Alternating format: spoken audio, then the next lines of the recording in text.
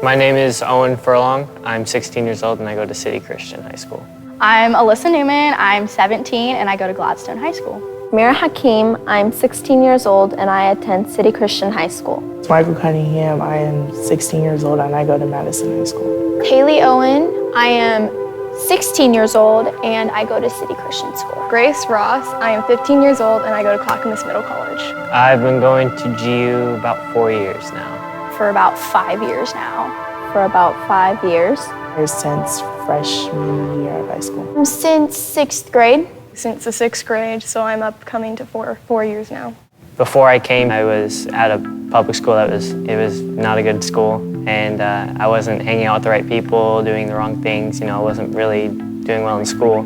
It was emotional. I was being bullied and I was messed around with. My whole life was basically in a church, but since I was so young and I heard it all the time, I didn't go out of my way to seek God or know God. It was okay. I want to say it was the greatest because I had, a lot of problems going on. I wasn't really open to talking about my past until I came to GU. I was really unaccepted by the kids at my school. I was always the one picked on, bullied a lot. I felt unwelcome anywhere I went, and I had a lot of social anxiety and depression issues on top of that. GU kind of changed my entire outlook on life, and it strengthened my relationship with better friends and ended relationships with bad friends, and also strengthened my relationship with God. I have the confidence to stand up and just kind of say what I believe in and tell people that it's not right to do certain things. I didn't go out of my way to seek God or know God. I just heard about Him all the time. That kind of changed when I went to GU. Dylan introduced me to everybody, and then, I met a couple friends, built relationships with leaders. It's helped me to really get to connect to the church itself, get involved with different things, and to really open up my heart and open up my own testimony. And I started knowing who I was, and that it didn't matter what other kids thought of me, that I was perfect in God's image. So after GU, I'm really involved now. I'm on the worship team, and I help out with offering, doing the interns, and I really love who I am.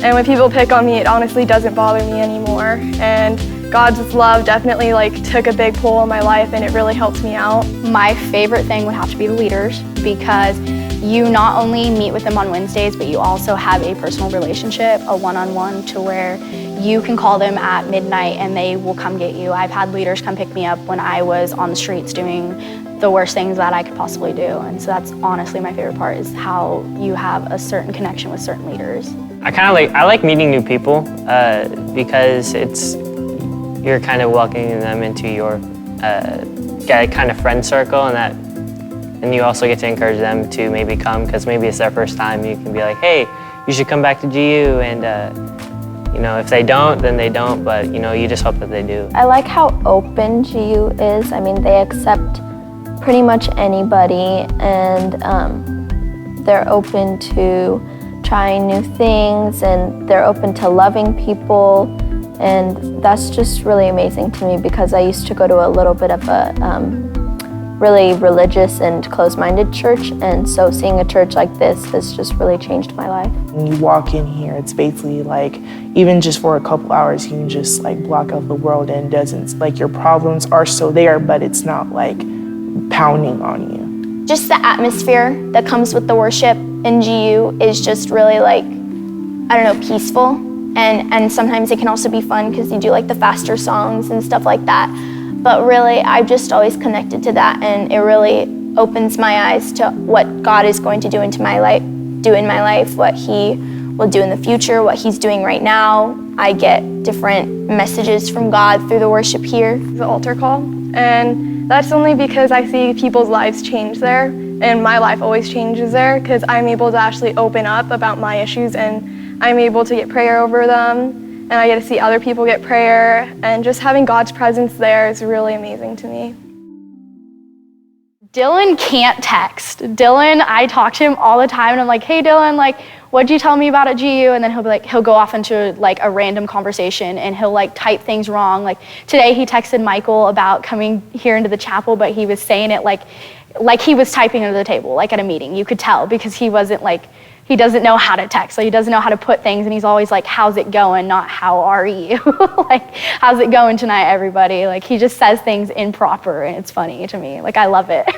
A funny story about Dylan, I remember coming to camp my first year and the little hog tie game with the girls, and I remember him getting so scratched up that his whole back was bleeding at the end, and he was like trying not to cry to hurt his ego, but everyone was dying of laughter, and poor Kirsten, she was so worried about him, and she was like, honey, you're never doing that again, never, ever. And oh my gosh, that was the best thing ever, and probably my biggest memory of them. All I know is that he really, really loves chocolate. I remember I met with him at Taco Bell, and as soon as we were done with Taco Bell, he was like, could we go get some chocolate? Do you mind? And I said, that's fine with me. So he's addicted to chocolate. He really loves chocolate. Sometimes I think he loves chocolate more than life, but that's just me.